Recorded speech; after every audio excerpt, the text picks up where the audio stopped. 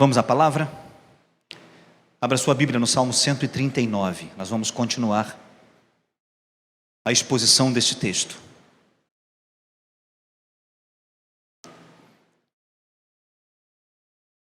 Vamos começar no verso 13 do Salmo 139. Nós estamos particionando esse salmo, para que nós possamos entender as implicações dele na nossa vida.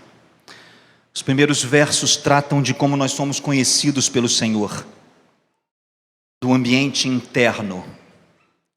Lidamos com um Deus que conhece tudo em nós, antes que haja em nossa boca a palavra, antes que os pensamentos se formem. Ele conhece tudo dentro de nós. Ele nos sonda, Ele nos esquadrinha, Ele nos palmilha, Ele sabe quem nós somos por dentro. Semana passada vimos o texto, uma segunda porção, tratando que nós não podemos fugir da presença dEle. Não há como nos ausentarmos da sua presença. Para qualquer lugar que eu queira fugir, diz o salmista, tu estarás comigo. Então, tão evidente quanto o conhecimento dele, de quem nós somos, é a percepção constante da sua presença. Guardem isso. O Evangelho de Jesus, ele é pautado na expectativa de presença. Ele disse aos discípulos: não vos deixarei órfãos. Quando eu for, enviarei outro Consolador, da mesma natureza. E este vai habitar em vocês e permanecer em vocês.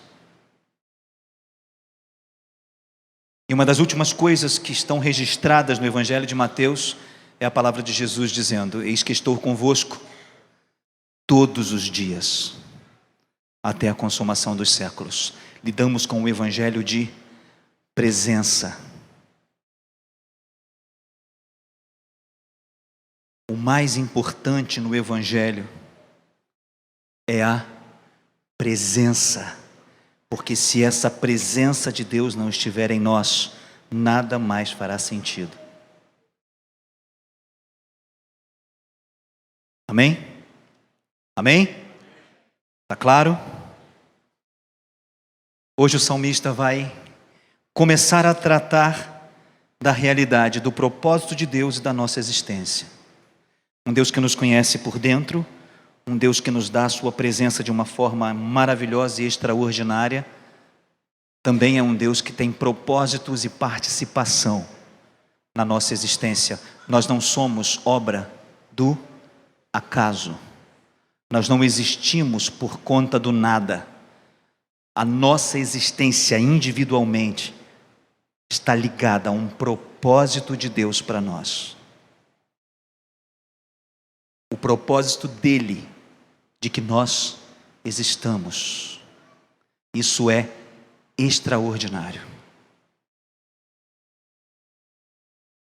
Vamos ler o texto?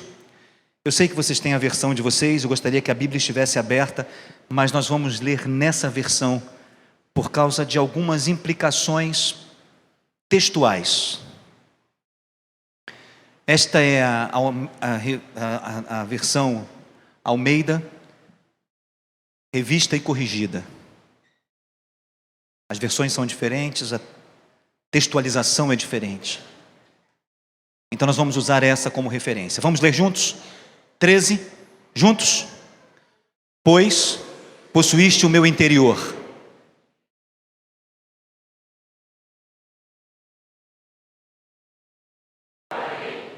Porque de um modo terrível, tão maravilhoso, fui formado. Maravilhosas são as tuas obras, e a minha alma sabe muito bem. Meus ossos não te foram encobertos, quando no oculto fui formado e entretecido, como nas profundezas da terra. Teus olhos viram o meu corpo ainda informe. No teu livro todas estas coisas foram escritas, as quais iam sendo dia a dia formadas, quando nem ainda uma delas havia. Como são preciosos para mim os teus pensamentos, ó Deus, como é grande a soma deles. Se eu os contasse, seriam mais do que os grãos de areia. Se terminasse de contá-los, eu ainda estaria contigo.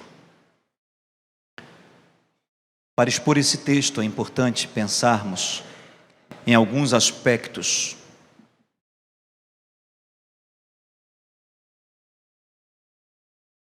Um deles é descartarmos o dualismo.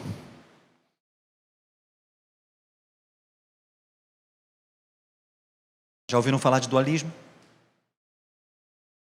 É a ideia que eu só posso perceber o bem se eu estiver diante do mal. Eu só posso saber o que é luz se eu já tiver experimentado as trevas. Então não existe o conceito de um sem o outro. Isso é transportado para a ideia de vida, onde a gente pensa e analisa a vida a partir dos aspectos de bem e mal, sendo duais ou sendo dualistas. Então eu tenho um Deus que luta desesperadamente pelas almas dos homens contra um diabo que quer transportar todas essas almas para o inferno.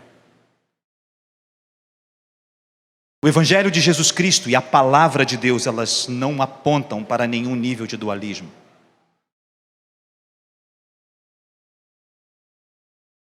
Não existe um Deus disputando com o diabo as almas dos homens. Existe um Deus soberano sobre tudo e sobre todos, que está além do tempo, além do espaço, além da história. Um Deus que governa tudo segundo o seu bem-querer e que faz todas as coisas segundo o seu propósito. Ele não está em disputa com ninguém.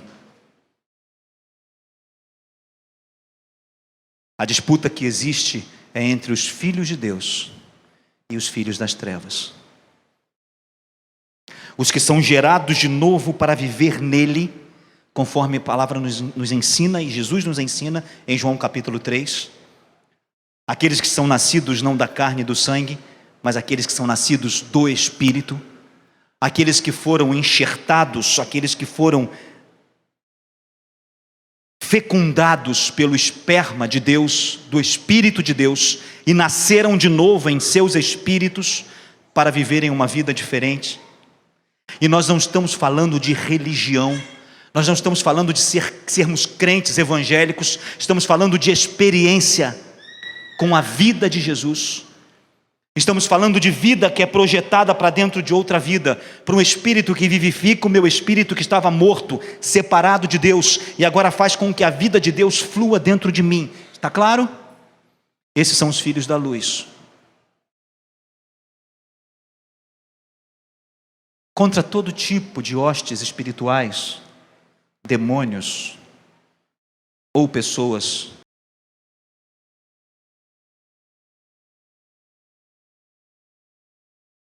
para que eu entenda o bem, eu não preciso ter o mal, muito pelo contrário.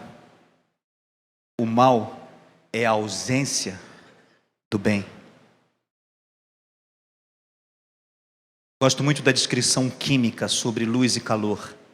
Se você pegar qualquer químico e perguntar para ele, descreva calor, ele vai dizer, frio é a ausência de calor.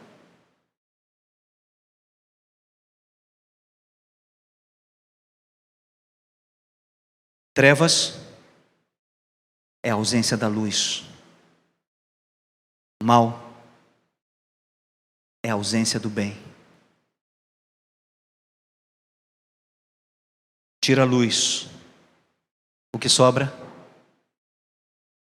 Tira a luz, o que vai sobrar? Trevas. Tira o calor, o que vai sobrar? Frio. Tire o que é bom, o que vai sobrar é mal. Então, diante dessa percepção, a gente constrói uma ideia de ausência e não de dualidade. Não são forças opostas que se equivalem. A ausência de um gera o outro. Quando a palavra descreve como que um anjo de luz se tornou adversário de Deus,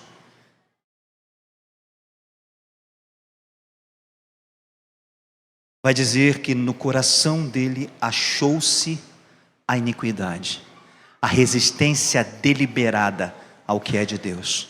E essa resistência deliberada ao que é de Deus é evidentemente a ausência dele. E a ausência dele é a presença do que é mal. Não é mal por conceito. É mal porque não é bom.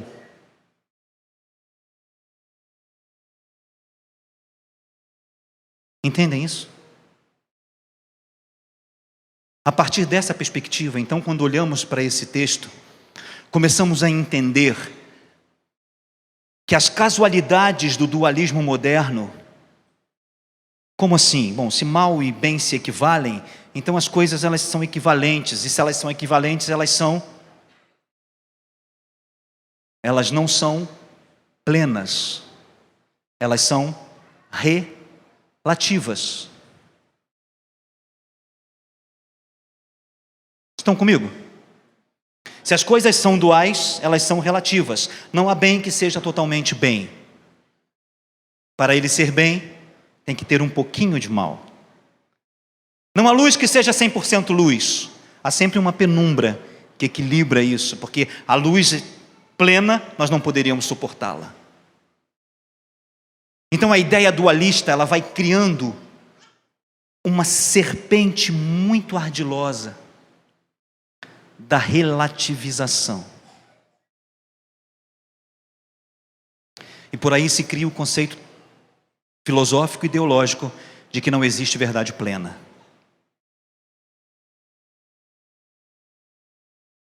E toda verdade ela é relativa.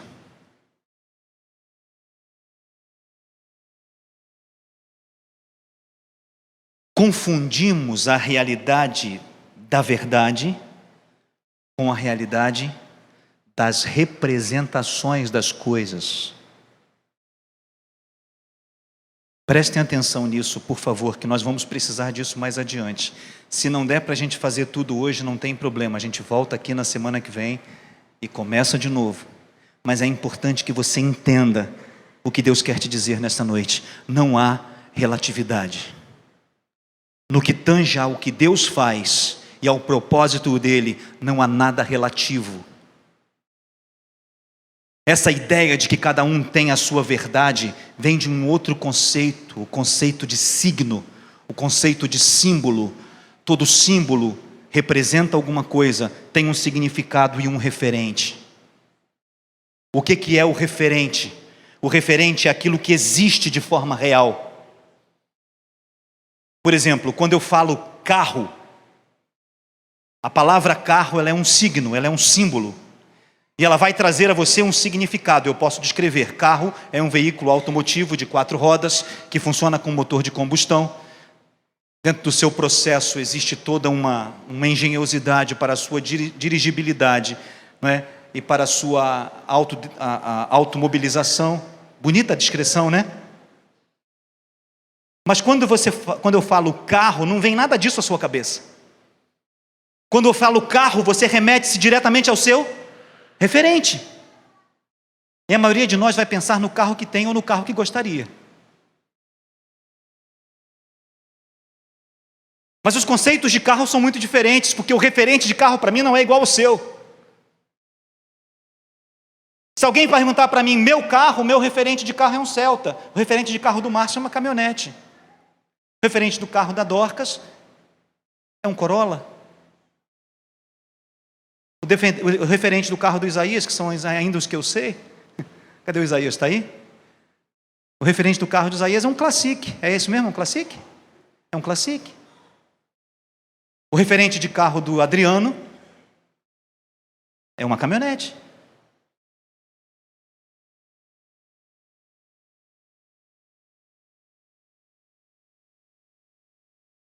Se eu falar a palavra cachorro, essa palavra símbolo vai ter um significado. É um animal quadrúpede, mamífero, da espécie dos canídeos, de uma sub-raça, e você vai embora, você pode descrever, você pode dizer o significado do que significa cachorro, mas na verdade, por afeição, quando a gente fala cachorro, a gente lembra do nosso. Eu vou lembrar do meu peludinho em casa, não é? Poliana vai se lembrar da destruidora que ela tem lá no quintal, linda. O referente vai trazer para alguns uma coisa muito boa, para outros uma coisa muito ruim, principalmente se você perdeu o seu pet nos últimos dias. Já te remete a um referente de perda. Entendem que o referente muda, mas o fato do referente mudar não significa que a verdade se relativiza. Um cachorro vai continuar sendo um cachorro e um carro vai continuar sendo um carro. A nossa percepção do referente é que muda.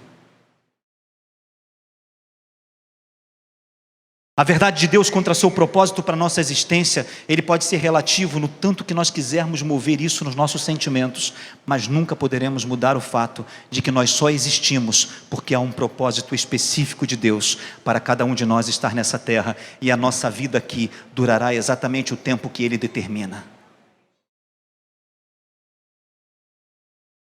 Quando nós começamos a entender isso e parar de relativizar, nós começamos a compreender que as doenças não nos matam.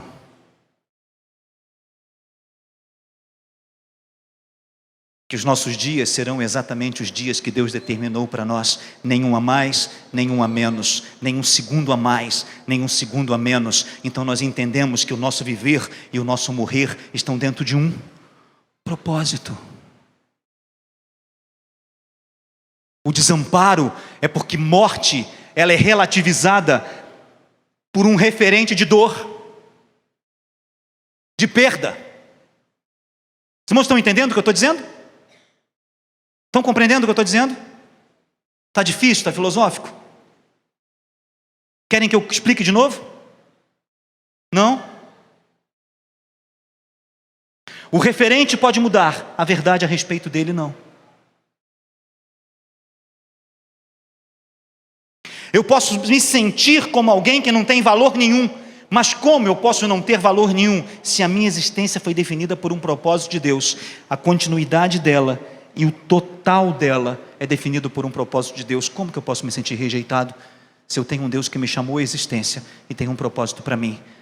Agora eu posso simplesmente ignorar isso, porque os referentes se movem. Entendem? E aí eu vou achar que o meu referente, por exemplo, seria o referente familiar.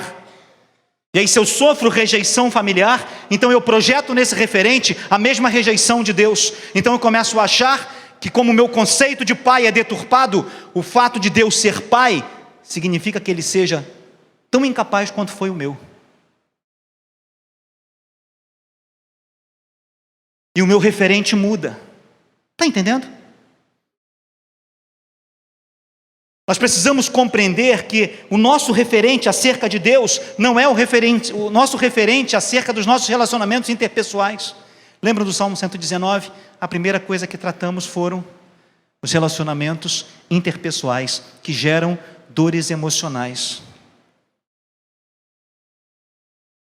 A maioria de nós está doente emocionalmente porque não consegue perceber o propósito de Deus para as suas vidas, porque o referente dos relacionamentos interpessoais destruiu isso. Se estabelece num outro referente, num referente de rejeição, num referente de culpa, num referente de cobrança, num referente de algo sem valor.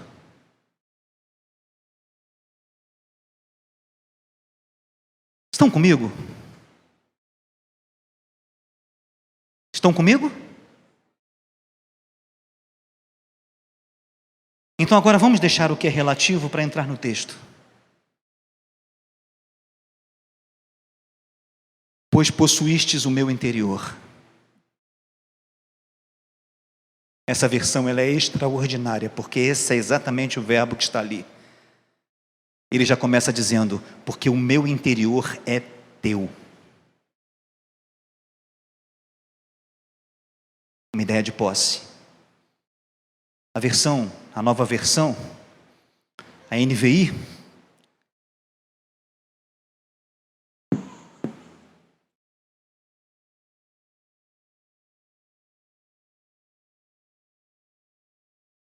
ela diz: tu criastes o íntimo do meu ser.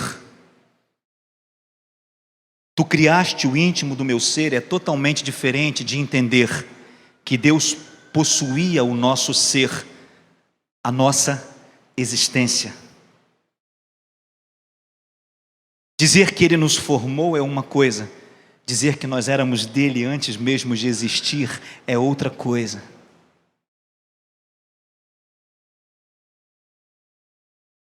Estamos lidando com Deus que está fora do tempo e do espaço.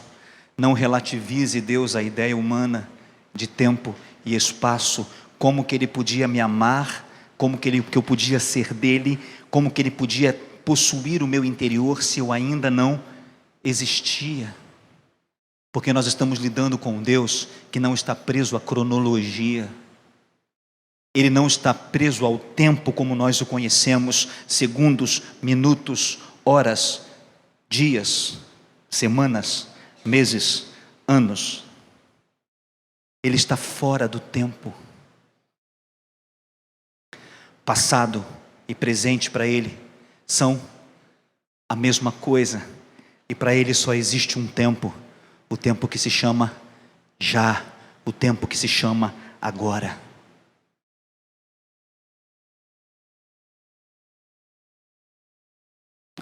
Então a nossa existência não é um acaso genético. Não é um acidente de percurso. O Senhor já possuía o nosso interior e nos entretecia no ventre das nossas mães. A palavra entretecer significa fazer tessitura. A ideia de tecido, quando alguma coisa é tecida, significa que as coisas são entremeadas. Você passa fios sobre fios e você vai tecendo. Alguém já teve a oportunidade de ver um trabalho manual de tecelagem? É lindíssimo. Existe um tear que tem as linhas que estão de frente para o tecidor, não é? E existem as linhas que passam transversais a ele. E à medida que ele vai passando esses fios, ele vai ajuntando, e ele vai passando fios, e ajuntando, e entremeando, um por cima, um por baixo, um por cima, um por baixo. Essa é a ideia. Quando a gente ainda estava no ventre da nossa mãe, o Senhor já nos tecia. Quando nós ainda nem tínhamos nascido, as mãos dele já nos forjavam. Ele já nos tinha entre os dedos. A palavra entretecer tem muito a ver com a questão de algo que é feito como artesanato, algo manual. Algo que você vai moldando com a mão, algo que com seus dedos você vai dando forma. Quando eu ainda estava no ventre da minha mãe, não interessa se o meu referente é bom ou ruim, não interessa se o meu referente é de aceitação ou não, ainda no ventre da minha mãe, para que eu existisse, Deus mexeu comigo. Ele me constituiu, Ele me teceu. Isso não é relativo. O seu referente de existência pode ser, mas o dele, não. Quando isso entra em nosso espírito, é extraordinário, porque não sobra nada. Ele nos toma em nossa existência, Ele possui quem nós somos, antes mesmo de nós nascermos. Vamos ver o verso seguinte? Leia para mim o verso 14.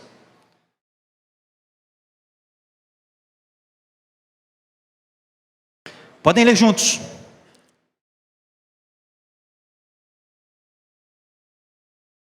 Eu te louvarei, porque de um modo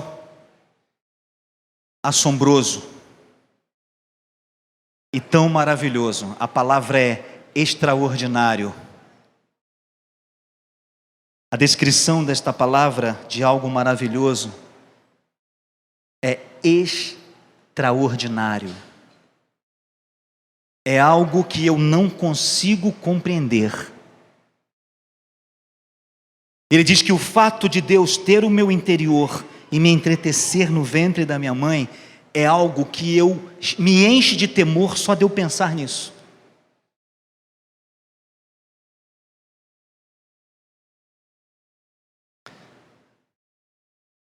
E esse é o sentimento que deve nos pautar, o nosso temor do Senhor, o nosso temor por quem Deus é e por aquilo que Ele faz. O Salmo 139, conseguiu voltar? Isso. É extraordinário quando eu consigo perceber que a minha existência faz parte de um propósito maior e não é uma casualidade. Isso é maravilhoso, extraordinário. A expressão de um modo terrível vem da expressão hebraica yaré, que significa algo que causa temor, algo que me enche de temor, porque eu não consigo compreender.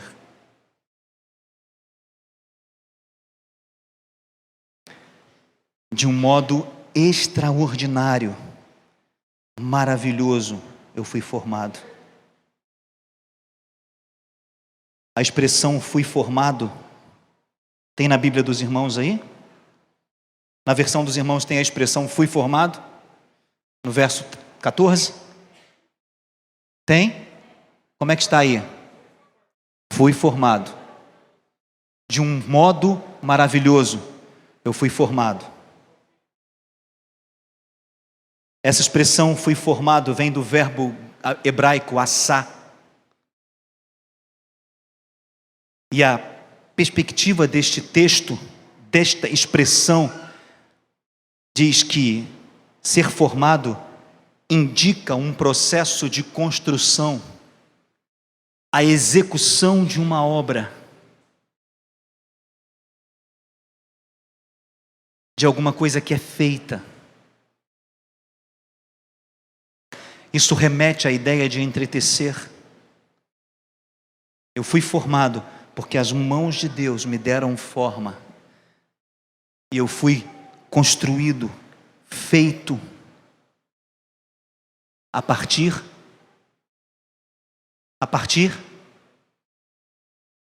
dele.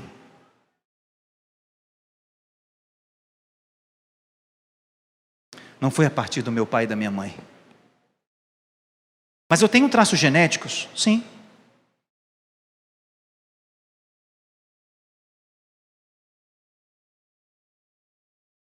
Passa, Ró. Vamos ler? Eu te louvarei, porque de um modo terrível e tão maravilhoso fui formado.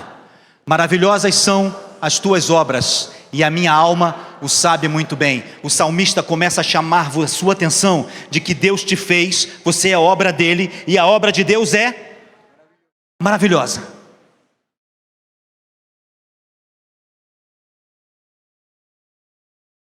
Isso não é uma lição de autoajuda, isso não é uma ministração de autoajuda, onde você vai chegar diante do espelho amanhã e dizer, eu sou maravilhoso porque eu sou obra de Deus.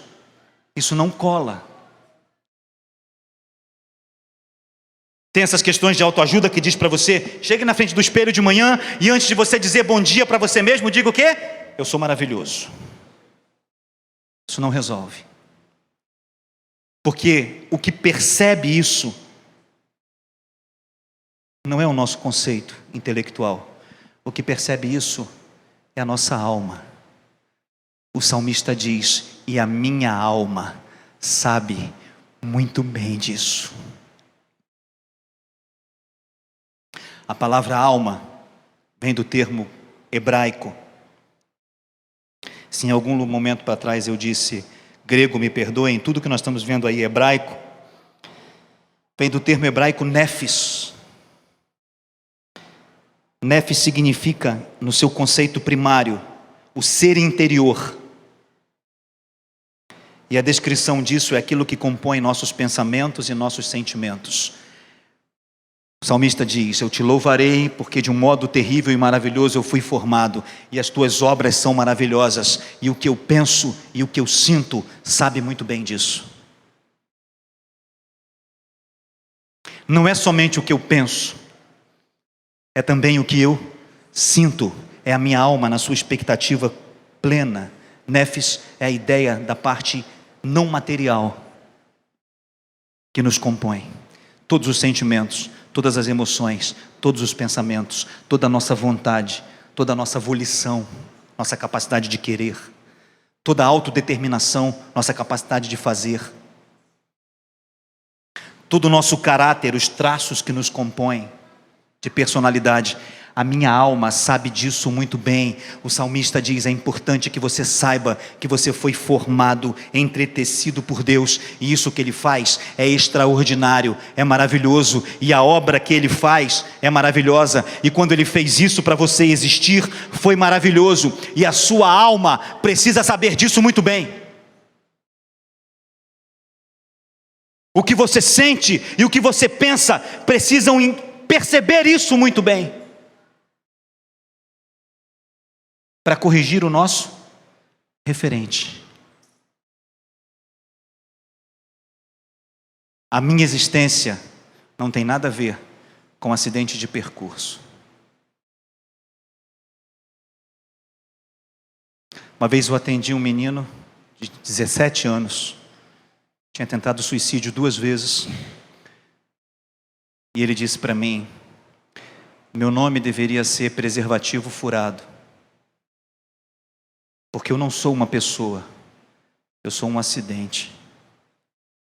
Minha mãe já disse isso muitas vezes para mim: se o preservativo não tivesse furado, eu não tinha que passar por isso com você.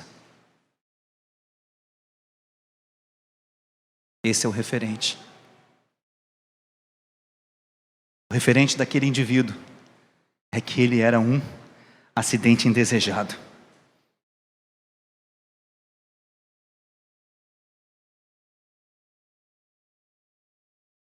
Nós não somos acidentes indesejáveis. Nós somos entretecidos e nossa existência tem a ver com o propósito de Deus nos criar e nos fazer como Ele quis. E tudo que Ele faz em sua obra é maravilhoso. E a minha alma precisa conhecer isso. O que eu sinto e o que eu penso precisam conhecer isso.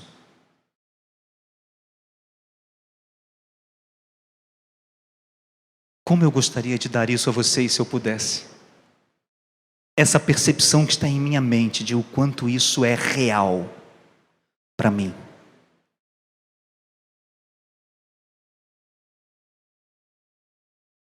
Porque isso me faz ver que todas as situações que eu passei que não foram boas, e que eu reclamei e murmurei delas, e que eu achei um absurdo ter que passar por aquilo, na verdade fazia parte de um grande formão de Deus me fazendo do jeito que eu precisava ser.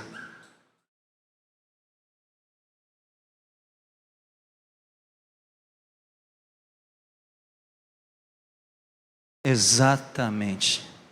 Esse indivíduo tinha que pensar o seguinte: se o preservativo foi furado e eu a existir nessas condições, ainda é mais extraordinário.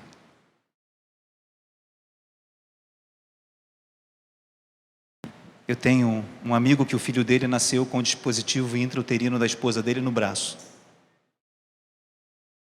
Ela estava com o dispositivo intrauterino, um DIU, e mesmo assim ela engravidou, e ele nasceu com o dispositivo no braço. Aquele tinha que existir mesmo.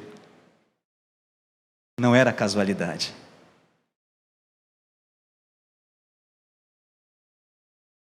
Talvez uma das ministrações mais impactantes que eu tenho ouvido nos últimos 20 anos na minha vida foi uma ministração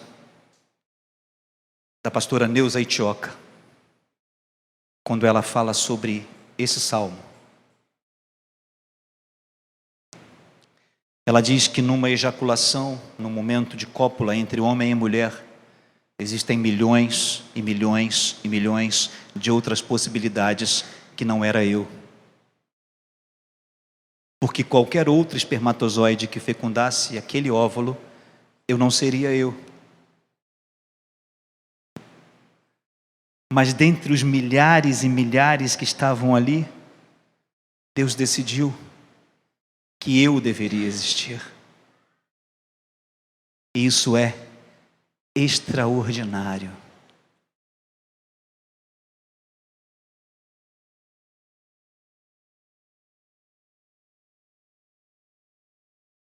Você imaginar Deus olhando para mim ainda, correndo ali entre os outros, e Ele dizendo: vai garoto, é você.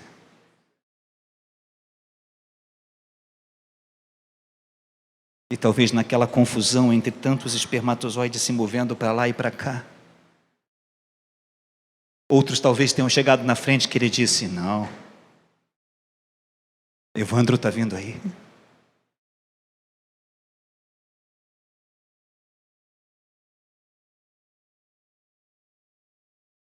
Daniele está vindo aí. Regi está vindo aí. Não pode ser vocês. Eu já tenho um propósito. Ah, isso é fantasia. Ah, isso que você está fazendo aí é apelação. Não é. Entre as milhares e milhares de possibilidades que existiam ali, só uma única combinação faria com que eu existisse. E essa combinação não foi casual. Deus me fez no ventre da minha mãe. E Ele me chamou à existência. Eu não sou uma coisa qualquer.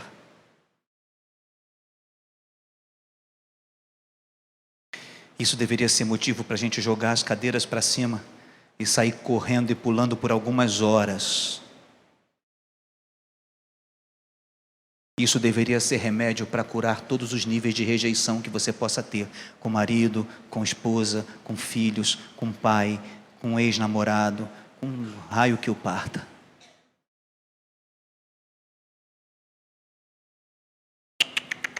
Muitos chegaram antes de mim. Muitos chegaram antes de mim. Mas o Senhor disse: não, segura aí. Eu já tenho um campeão nessa corrida. Eu já tenho o carinha que vai existir nesse processo. Eu já chamei ele à existência. Eu já possuí o interior dele. Isso não é uma fantasia, isso é revelação bíblica profética, para você entender que rejeição não pode ter espaço na sua vida, que desespero não pode ter espaço na sua vida, que sensação de não ter valor não pode ter espaço na sua vida, porque você existe por uma obra maravilhosa de Deus, que te entreteceu e te fez do jeito que você é. Quando eu disse para vocês que o Salmo 139 é chocante, porque ele é um compêndio, é disso que eu estou falando. Isso é extraordinário, e não duvide disso, porque o que a ausência de bem quer fazer com você, é que você acredite que isso é conta carochinha. Mas isso não é. Isso é revelação bíblica profética. Isso é revelação do propósito de Deus. Você existe porque existe um propósito na sua existência. Amém? Você não é obra de um acaso. Não é. Nunca foi. Vamos para o próximo verso? Vamos ler juntos? Os meus ossos não te foram encobertos, quando no oculto fui formado e entretecido como nas profundezas da terra. A palavra terra ali é uma palavra hebraica que significa cabeça, alguém que está numa posição de preeminência, ou indica a ideia de solo. Terra no sentido de solo, onde você deposita uma semente. Ele faz essa figura, ele faz esse jogo. Da mesma maneira como uma semente, quando ela é lançada na terra, ela é colocada na profundeza, ela é colocada num buraco, ela é deixada ali, e ela começa a se mexer, e ela começa a romper, e ela começa a germinar, e a romper a terra, até que as suas primeiras folhinhas venham para fora. Ele vai dizer que dessa mesma forma nós fomos formados por Deus. Desta mesma forma Deus nos entreteceu para que nós viéssemos para fora, para que nós existíssemos como algo que brota. É quase imperceptível o broto. Você olha, ele não está ali, daqui a pouco você olha de novo, as folhinhas estão ali rompendo a terra. Foi assim que Ele nos fez. Foi assim que Ele nos criou. Olha o verso 16. Vamos ler juntos?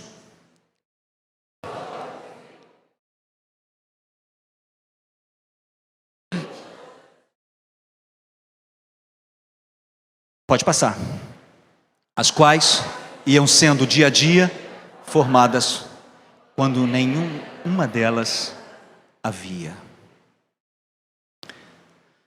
Esse texto é usado teologicamente para tratar muito diretamente dos processos que a teologia da salvação chama de predestinação. A ideia de que Deus dirige todas as coisas para nos levar aonde Ele quer que nós estejamos. O salmista vai dizer que não apenas Deus nos formou, Deus nos criou, como ele vai dizer que toda a nossa existência já está escrita. A palavra livro em hebraico significa documento de registro, onde alguém vai e registra alguma coisa. E o salmista vai dizer que esse livro era escrito, esses registros eram feitos à medida em que eles iam sendo formados para mim, porque esses registros não são uma coisa qualquer, esses registros são propósitos. Deus escreveu para que se cumprisse. E Ele usa essa figura de alguma coisa registrada que garante que aquilo que está escrito vai acontecer. Entendem? Nós não estamos lidando com a ideia de destino, que existe um destino pronto e que não há nada que eu possa fazer para mudar esse destino. Nós estamos lidando com o conceito de soberania, de um Deus que faz tudo como quer, quando quer, e que escreve os nossos dias como um propósito a ser alcançado. Isso significa que não só o nosso nascimento e a nossa formação tem a ver com essa soberania, mas que especificamente cada dia que eu vivo e cada coisa dos meus dias estão ligados a esse propósito. Porque eles iam sendo dia a dia formados, uma vez que estavam escritos, quando nenhum deles ainda existia. Deus formou estes propósitos, Deus formou esta direção antes que ela acontecesse, a fim de que eu vivesse não só entendendo que o meu nascer, o meu existir tem a ver com o propósito dele, mas que eu possa entender que cada dia do meu dia a dia tem a ver com o propósito dele. Inclusive aquilo que eu não gosto.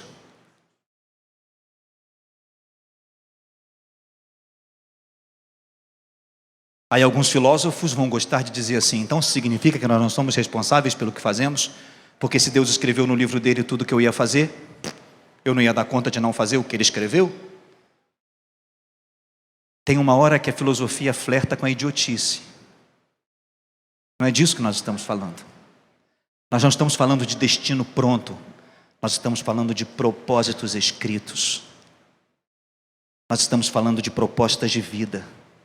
Nós estamos falando que assim como Deus governou soberanamente a minha existência, Ele governa soberanamente cada dia que eu já vivi e cada dia que eu vou viver antes que eu tenha vivido.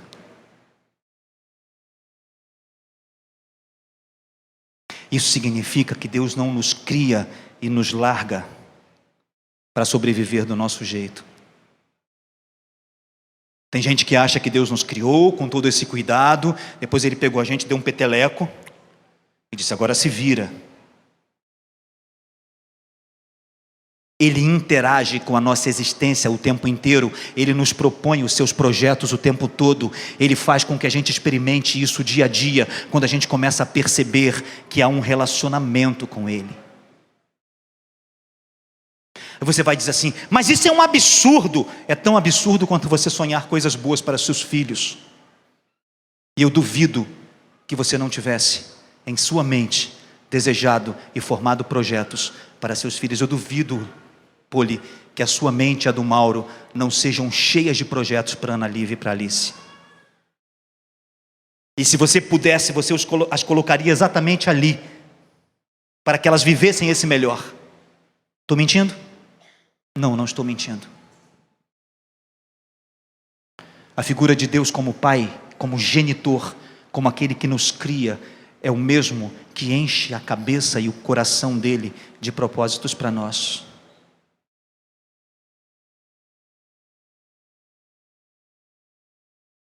Você tem projetos para o seu filho, Heitor? Gostaria que ele passasse coisas boas na vida, que ele se tornasse um homem honrado, escolhesse uma boa profissão? Deus também tem sonhos para você, Heitor. Ele não só te formou, mas em cada dia dos seus dias, à medida em que isso vai sendo escrito e formado, Ele vai fazendo aquilo que ainda não aconteceu acontecer, para te dar o melhor dele. Isso é extraordinário, cara.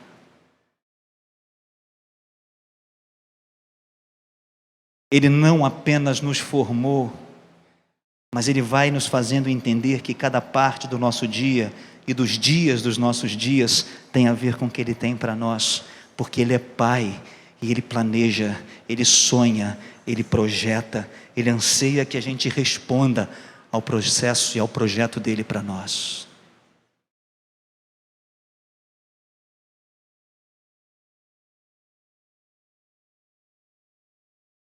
Está claro?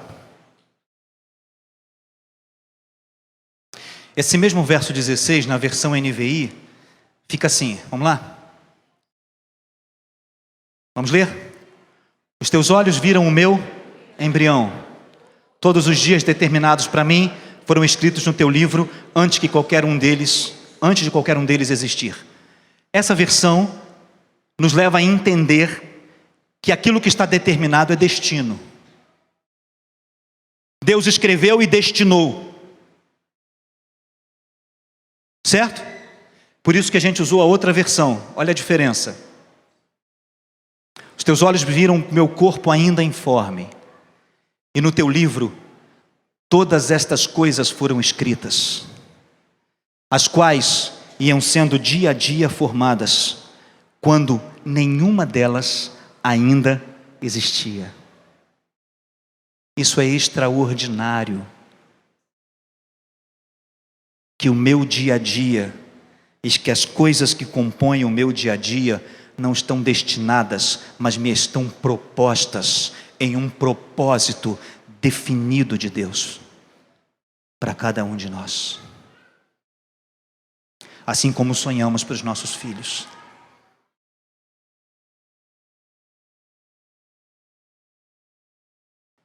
Vamos ler?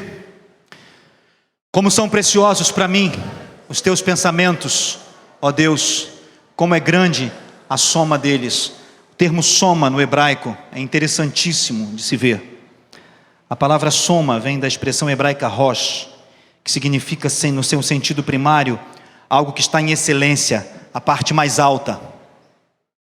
Quando tem a ver com quantidade, dá a ideia de quantidade completa, daquilo que exemplifica o total das coisas. Certo?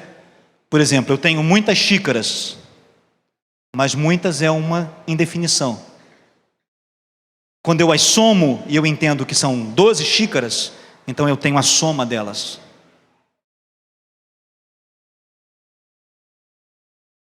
Ele está dizendo que os pensamentos, os planos e os projetos de Deus para mim,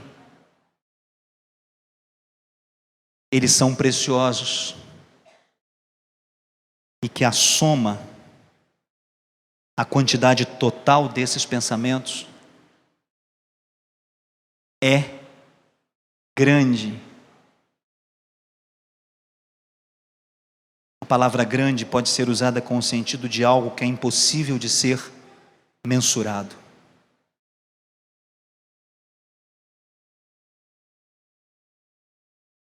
Você diz assim: nossa, eu encontrei com o menino estava tão grande.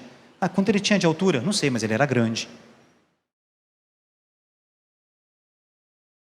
Grande vai descrever algo que não é mensurado. Mas é grande. Creio que na outra versão diz que são incontáveis. Acho que na NVI, ou em alguma versão, diz que esses pensamentos são incontáveis. Passa, Ró. Se eu os contasse, seriam mais do que os grãos de areia. Ele está falando de quê? Se eu contasse o quê? Os pensamentos que Deus tem a meu respeito, que tem a ver com os propósitos que Ele vai formando a cada dia para mim. Estão comigo? Os pensamentos que Deus tem a meu respeito, que tem a ver com aquilo que vai sendo formado dia a dia, que ainda não existe. Esses pensamentos que Deus tem a meu respeito, se eu conseguisse contá-los, seriam mais do que os grãos de areia. Ele usa uma figura que é impossível de contar, não dá para contar grãozinho por grãozinho.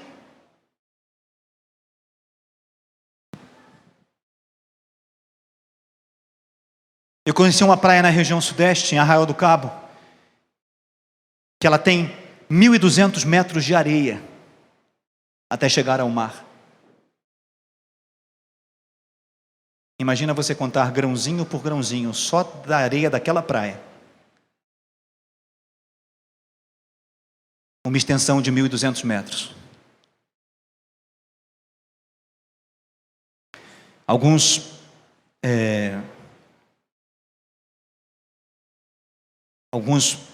hóspedes de um apart hotel muito grande nesse lugar fizeram reclamações porque dizia que era na beira da praia. Só que eles não disseram que a região, a área de areia era de 1.200 metros. Realmente é na beira da praia. Mas a faixa de areia tinha 1.200 metros. Pense em você contar só os grãos de uma pá.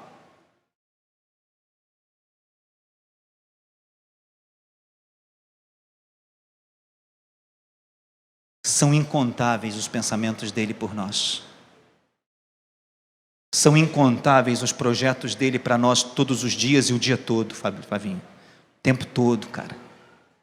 Ele pensa a nosso respeito o tempo inteiro. Ele quer coisas para nós o tempo inteiro. Ele quer interagir com a nossa existência o tempo inteiro.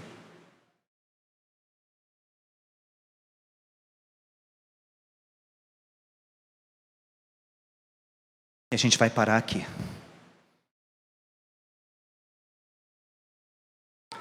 Espero que o Espírito nos ajude a compreender a dimensão deste propósito para nós.